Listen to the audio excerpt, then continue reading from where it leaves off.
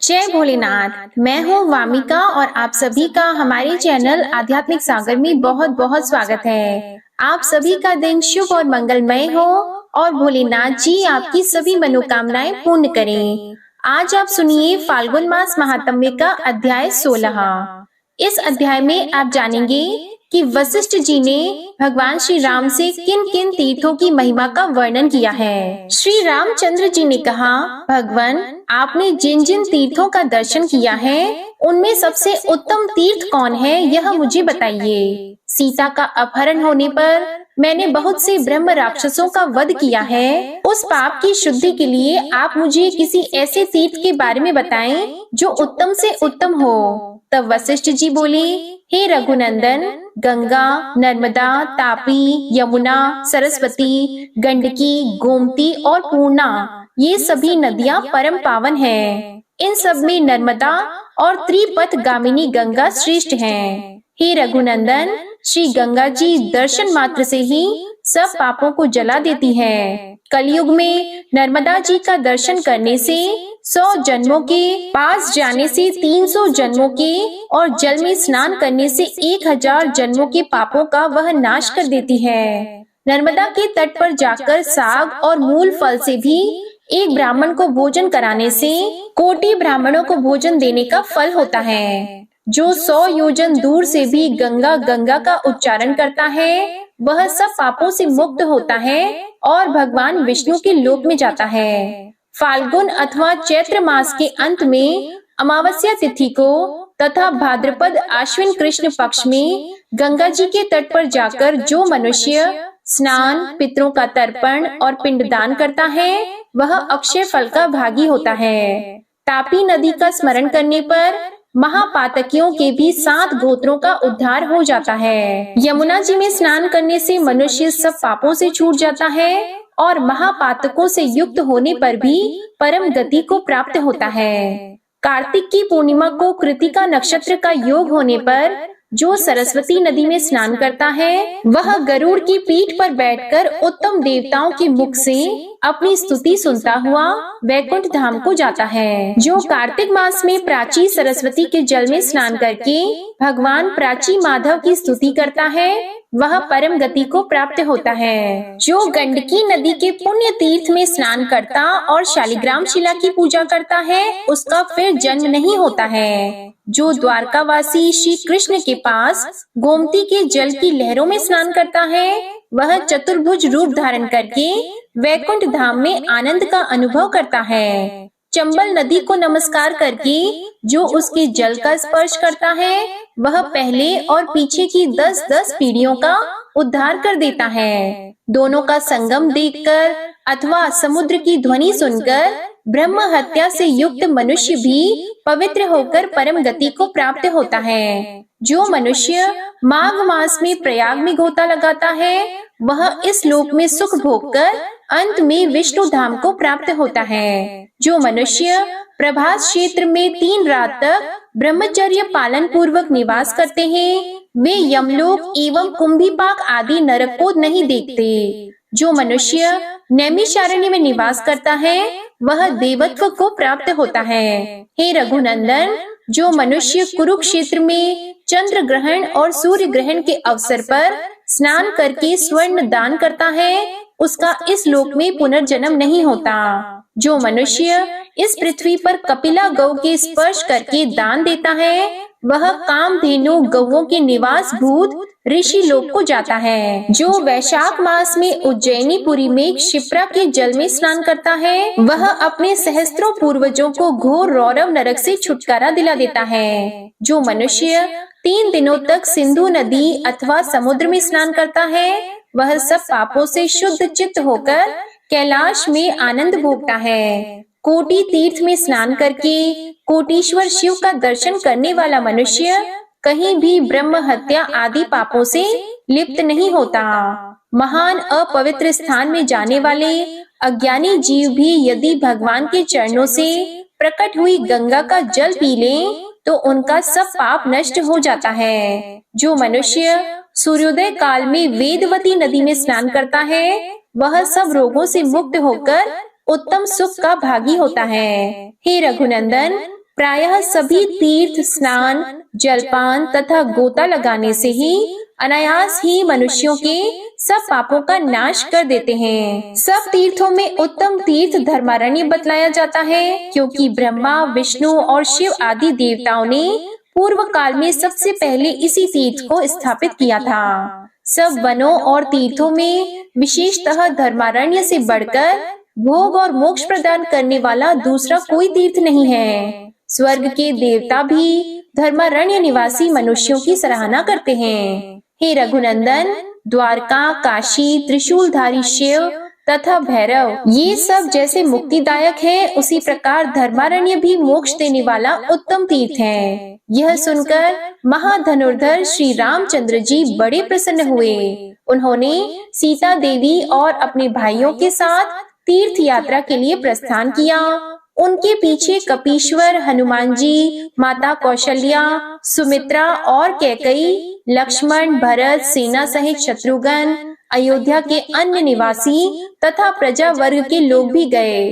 तीर्थ यात्रा की विधि का पालन करने के लिए घर से चले हुए राजा श्री राम ने अपने कुल के आचार्य महर्षि वशिष्ठ से कहा, मुने, यह बड़े आश्चर्य की बात है कि आदि में यह धर्मारण्य क्षेत्र हुआ या द्वारका हुई। धर्मारण्य क्षेत्र की उत्पत्ति कितने काल से हुई है, यह बताइए। तब वशिष्ठ मुनि बोले, महाराज, मैं नहीं जानता कि यह क्षेत्र कितने दिनों से प्रकट है। दीर्घजीवी लोमश और जांबवान इसका कारण जानते होंगे। शरीर में जो अनेक जन्म जन्मांतरों का किया हुआ पाप संचित है, उन सभी पापों का उत्तम प्रायश्चित यह धर्मारण्य क्षेत्र माना गया है। वशिष्ठ जी का यह वचन सुनकर श्री रामचंद्र जी ने वहां जाने का विचार करके यात्रा विधि का पालन किया। फिर वशिष्ठ जी को आगे करके महामांडलिक राजाओं के साथ पुष्चरण विधि पूर्ण कर उत्तर दिशा की ओर प्रभु ने प्रस्थान किया। आगे जाकर फिर वे पश्चिम दिशा की ओर मुड़ गए। गांव से गांव, देश से देश और वन से वन को लांघते हुए आगे बढ़ते चले गए। सेना, सामान, हजारों हाथी, घोड़े, करोड़ों रथ आदि वाहनों और असंख्य शिविकाओं के साथ श्री रघुनाथ जी यात्रा कर रहे थे। वे हाथी पर बैठकर नाना प्रकार से मैत्री भाव प्रदर्शित करने वाले विभिन्न देशों को देखते हुए जा रहे थे। उनके ऊपर श्वेत छत्र तना हुआ था और उनके पार्श्व भाग में सुंदर चंवर डुलाया जा रहा था। 10वें दिन श्री रामचंद्र जी परम उत्तम धर्मारण्य क्षेत्र के निकट पहुंच गए। धर्मारण्य के समीप ही मांडलिकपुर को देखकर श्री राम ने अपनी सेना के साथ रात में वहीं निवास किया। उन्होंने सुना धर्मारण्य क्षेत्र इस समय निर्जन एवं उजाड़ होकर बड़ा भयानक प्रतीत होता है। वहाँ बाघ और सिंह भरे हुए हैं, यक्ष और राक्षस निवास करते हैं। धर्मारण्य अब केवल जंगल रह गया है। जनता के मुख से ये सारी बातें सुनकर श्री रामचंद्र जी ने कहा कि तुम लोग चिंता न करो। उन्होंने वहाँ के व्यवसाय कुशल, शूरवीर, महान बली एवं पराक्रमी तथा समर्थ वैश्यों को बुलाकर कहा, तुम लोग मेरी यह सोने की पालकी शीघ्र ले चलो, जिससे मैं अभी धर्मारण्य में पहुँच जाऊँ। वहाँ स्नान और जलपान करने से मनुष्य सब पापों से मुक्त हो जाता है। इस प्रकार श्री रामचंद्र जी से प्रेरित होकर उन सभी वैश्यों ने तथास्तु कहकर पालकी उठाई और उन्हें धर्मारण्य में पहुंचा दिया। सेना सहित श्री राम ने जब उस क्षेत्र में प्रवेश किया, तब प्रत्येक वाहन की गति मंद हो गई, बाजों की आवाज भी कम हो गई, हाथी मंद गति से चलने लगे और घोड़ों की भी यही दशा हुई। यह सब देखकर श्री रामचंद्र जी को बड़ा विस्मय हुआ। उन्होंने विनय पूर्वक मुनि श्रेष्ठ गुरु वशिष्ठ से पूछा, हे मुनीश्वर, यह क्या बात है? सब वाहनों की गति मंद हो गई। यह तो एक विचित्र बात है। तब तीनों कालों की बात जानने वाले मुनि वशिष्ठ ने कहा, हे राम, यह धर्म क्षेत्र आ गया है। इस पुरातन तीर्थ में पैदल यात्रा करनी चाहिए। ऐसा करने से पीछे सेना को सुख मिलेगा। तब श्री रामचंद्र जी सेना के साथ पैदल चलने लगे और जाते जाते वे मधु वासनक नाम वाले परम पावन गांव में पहुँचे। वहाँ गुरु वशिष्ठ की बताई हुई पद्धति से तरह तरह के उपहारों द्वारा प्रतिष्ठा विधि के साथ मातृकाओं का पूजन किया। इसके बाद श्री राम ने सुवर्णा नदी के दक्षिण तट पर हरि क्षेत्र का निरीक्षण किया और यज्ञ के योग्य बहुत से स्थलों को देखा। उस समय श्री रघुनाथ जी ने धर्म स्थान का निरीक्षण करके अपने आप को कृतार्थ माना और सुवर्णा के उत्तर तट पर सैनिकों को उतारकर स्वयं उस क्षेत्र में भ्रमण करने लगे। वहां के सभी तीर्थों और देव मंदिरों में जा जाकर श्री राम ने सभी शास्त्रोक्त कर्म विधि पूर्वक संपन्न किए। उन्होंने बड़ी श्रद्धा के साथ विधि पूर्वक पितरों का श्राद्ध किया। स्थान से वायव्य कोण में सुवर्णा के दोनों तटों पर श्री रामेश्वर और कामेश्वर का स्थापन किया।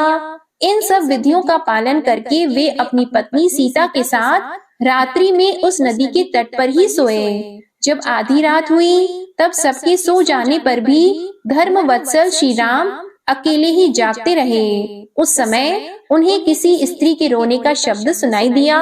वह करुणाजनक बातें कहकर उस रात में कुररी की भांति विलाप कर रही थी। श्री राम ने उसी क्षण गुप्तचर भेजकर उस स्त्री का निरीक्षण कराया तो करुणाजनक स्वर से क्रंदन करती हुई उस व्याकुल नारी को देखकर श्री राम की दूतों ने पूछा, सुंदरी तुम कौन हो? देवी हो या दानवी? किसने तुम्हें भय पहुंचाया है? किसने तुम्हारा धन लूट लिया है जिससे व्याकुल होकर बार बार तुम कठोर शब्दों का उच्चारण करती हुई रो रही हो? सच सच बताओ, राजा श्री राम तुम्हारा समाचार पूछते हैं। उस स्त्री ने उत्तर दिया, दूतों अपने स्वामी को ही मेरे पास भेज दो जिससे मैं अपने मानसिक दुख को उनसे कहूँ और शांति पाऊँ। बहुत अच्छा कहकर दूत लौट गए और उन्होंने श्री रामचंद्र जी के पास जाकर सब बातें कह सुनाई। दूत कहने लगे, भगवान उस स्त्री ने कहा है कि श्री रामचंद्र जी ही मेरे दुख का निवारण कर सकते हैं, अतः तुम्हारा कल्याण हो,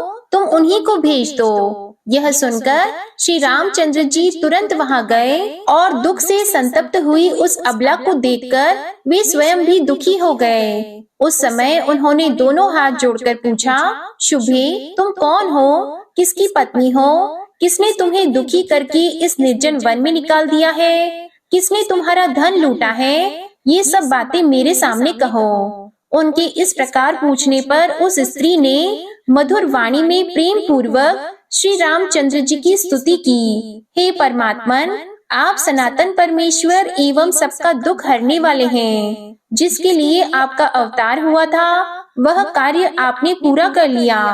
रावण, कुंभकर्ण, मेघनाद, खर, दूषण, त्रिशिरा, मारीच और अक्षकुमार आदि असंख्य भयानक राक्षसों को आपने युद्ध में परास्त किया है। हे लोकेश, मैं आपकी उत्तम कीर्ति का वर्णन क्या कर सकती हूँ। जब साक्षात ब्रह्मा जी आपकी नाभि से प्रकट कमल से उत्पन्न हुए हैं और जैसे वट के बीज में महान वट वृक्ष की स्थिति मानी गई है, उसी प्रकार उन्होंने इस संपूर्ण विश्व को आपके उदर में विराजमान देखा है। श्री राम संसार में राजा दशरथ तथा आपकी माता कौशल्या धन्य है जिनकी कुक्षी से आप प्रकट हुए हैं। वह कुल धन्य है जिसमें आप स्वयं आए हैं। वह अयोध्या नगरी धन्य है जिसे आपकी जन्मभूमि होने का गौरव मिला है। वे लोग धन्य हैं जो आपकी शरण में रहते हैं। वे महर्षि वाल्मीकि धन्य हैं जिन्होंने मुख्य मुख्य ब्राह्मणों के लिए अपनी बुद्धि से भावी रामायण की रचना की।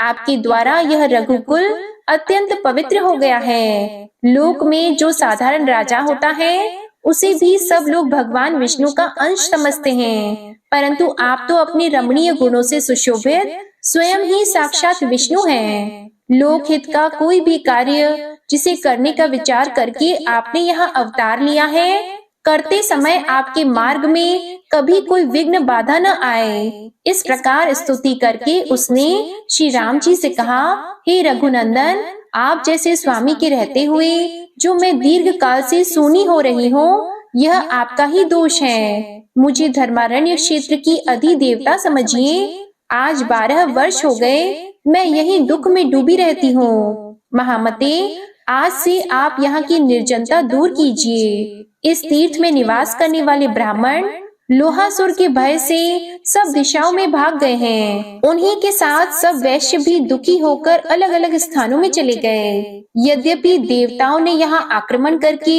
उस महामायावी दुर्जय एवं दुर्धर्ष दैत्य को मार डाला है, फिर भी उसके भय से अत्यंत शंकित रहने वाले मनुष्य अब तक यहाँ लौटकर नहीं आ रहे। 12 वर्ष बीत गए। यहाँ का प्रत्येक घर अनाथ की भांति सुनसान पड़ा है। जिस बावली में स्नान और दान के लिए तत्पर मनुष्यों की भीड़ लगती थी, उसी में अब सुअर कूदते हैं। जहाँ ब्राह्मण लोग निरंतर सामवेद का गान करते थे, वहाँ अब सियारनियों के अत्यंत भयंकर शब्द सुनाई देते हैं। जहाँ घर घर में अग्निहोत्र का धूम दृष्टि गोचर होता था, वहीं अत्यंत भयंकर दावानल धुएं के साथ दिखाई देता है। जिस सभा मंडप में मंत्र जप करने वाले ब्राह्मण बैठा करते थे, वहीं अब गवय, रीछ और स्याही आदि जीव बैठते हैं। यहाँ जो ऊंची ऊंची यज्ञ की चौकोर वेदियां बनी थी, वे अब बाम्बी की मिट्टी के ढेर से घिरी दिखाई देती है। हे श्री राम,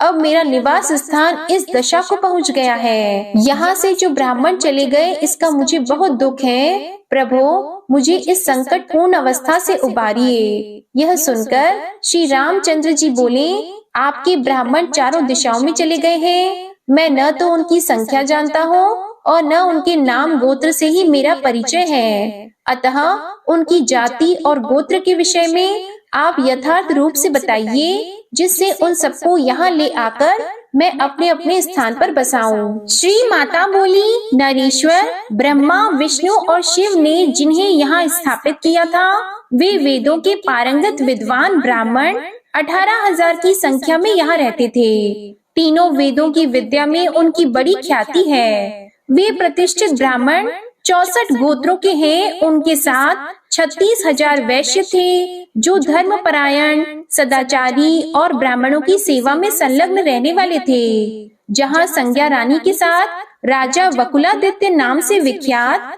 भगवान सूर्य विराजते हैं, जहाँ दोनों अश्विनी कुमार हैं, जहाँ व्यय की पूर्ति करने वाले साक्षात कुबेर हैं, वहीं यह धर्मारण्य क्षेत्र है, जिसकी अधिष्ठात्री देवी मैं मानी गई हूँ। मैं यहाँ की भट्टारिका अर्थात स्वामिनी हूँ। श्री सूत जी कहते हैं, उस स्थान के जो आचार और वहाँ रहने वालों के जो कुलाचार थे, उन सब प्राचीन वृत्तांतों को श्री माता ने श्री रामचंद्र जी के आगे निवेदन किया। उसकी बात सुनकर रघुनाथ जी को बड़ी प्रसन्नता हुई। उन्होंने कहा, आपने मुझसे सत्य सत्य बातें बताई हैं, अतः मैं इसी नाम से यहाँ नगर बसाऊंगा। यह नगर तीनों लोकों में उत्तम सत्य मंदिर के नाम से विख्यात होगा।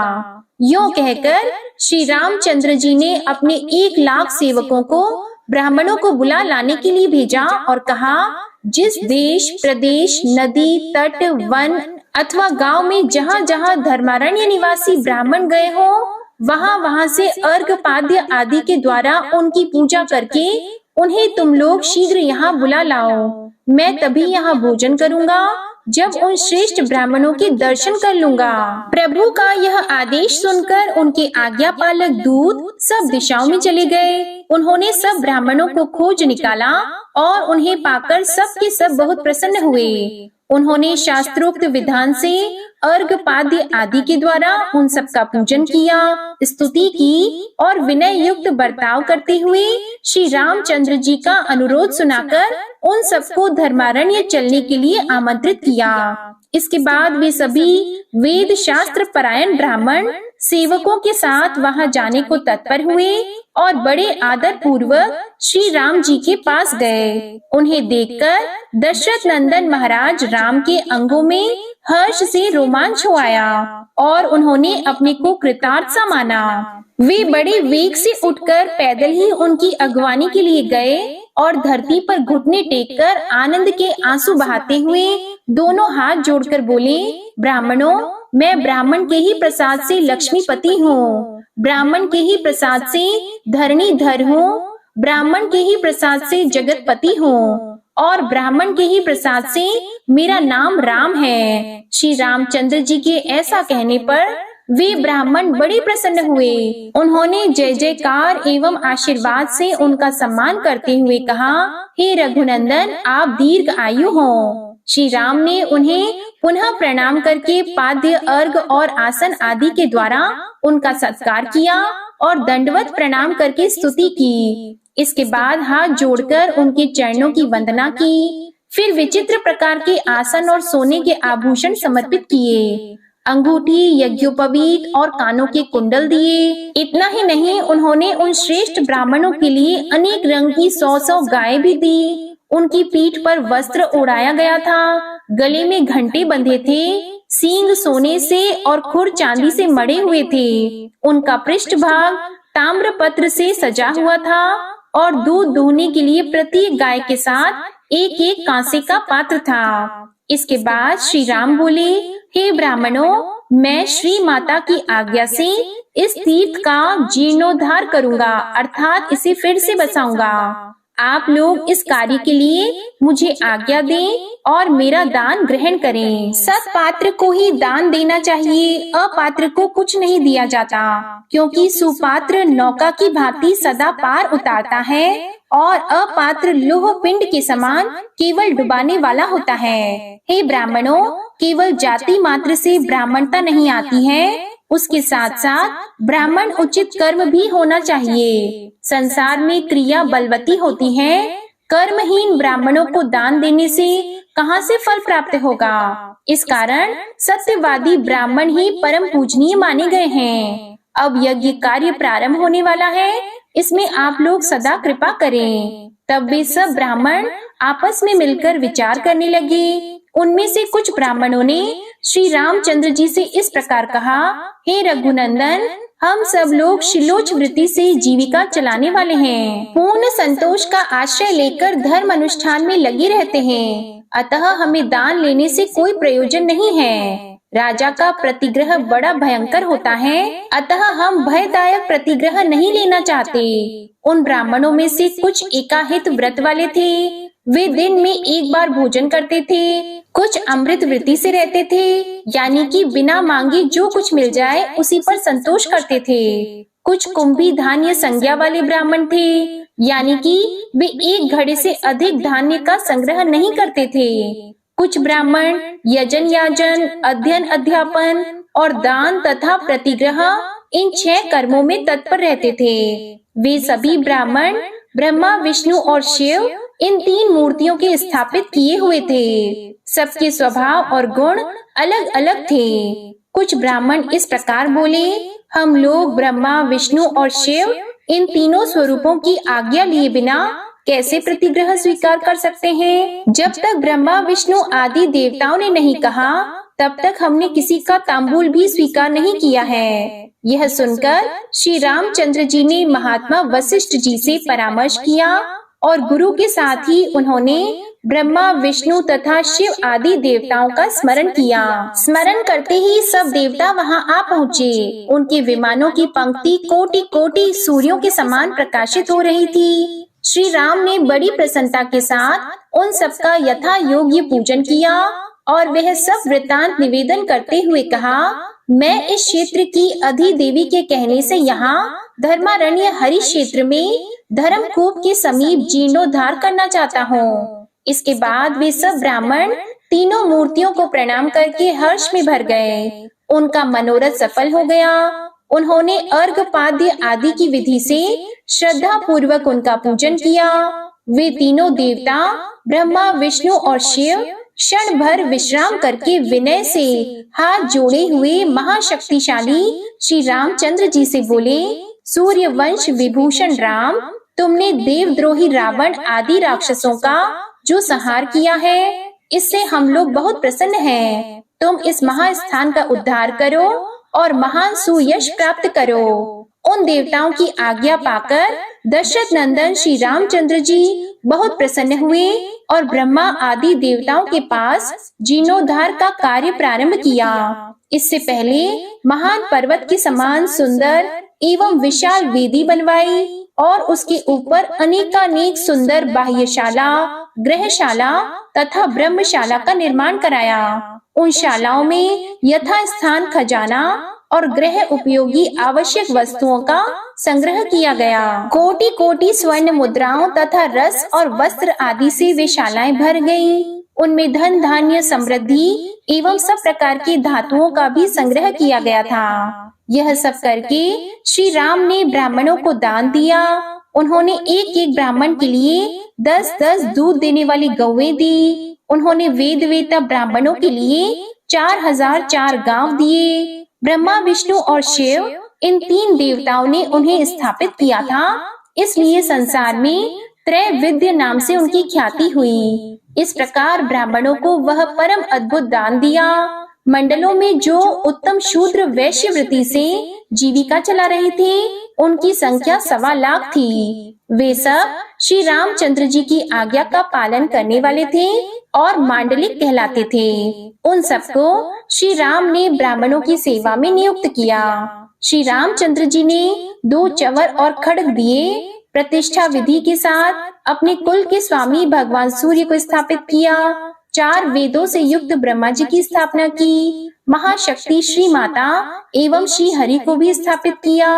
विघ्नों का निवारण करने के लिए दक्षिण द्वार पर उन्होंने गणेश जी तथा अन्य देवताओं की स्थापना की। वीरवर श्री रघुनाथ जी ने 7 मंजिल के मंदिर बनवाए और यह नियम किया कि जो कोई भी यहाँ शुभ एवं मांगलिक कार्य करे, पुत्र होने पर जात कर्म, अन्नप्राशन तथा मुंडन आदि का कर्म करे, यज्ञ कर्मों में लक्ष्य होम और कोटि होम करे, वास्तु पूजा एवं गृह शांति करे तथा ऐसे महोत्सवों के अवसर पर मनुष्य जो कुछ भी द्रव्य, अन्न, वस्त्र, धेनु, स्वर्ण, रजत आदि का दान ब्राह्मणों, शूद्रों, दीनों, अनाथों और अंधों के लिए दे, उस समय पहले कार्य की निर्विघ्नता पूर्वक सिद्धि होने के लिए भगवान वकुलादित्य और श्री माता का भाग निकाल दे। जो मनुष्य मेरी आज्ञा का उल्लंघन करके विपरीत आचरण करेगा, उसके उस कर्म में विघ्न उपस्थित होगा। ऐसा कहकर श्री राम ने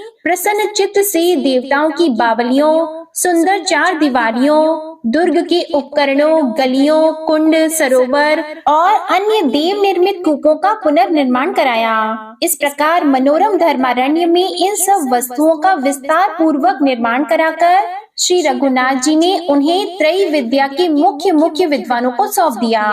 श्री रामचंद्र जी का शासन वहाँ ताम्र पथ पर लिखकर रख लिया गया है। जो उसको लोप करेगा, उसके पूर्वज नरक में पड़ेंगे और आगे उसके कुल में संतति नहीं होगी। इसके बाद श्री राम ने पवन पुत्र हनुमान जी को बुलाकर कहा, महावीर वायु कुमार, तुम्हारी भी पूजा होगी। तुम इस क्षेत्र की रक्षा के लिए यहाँ निवास करो।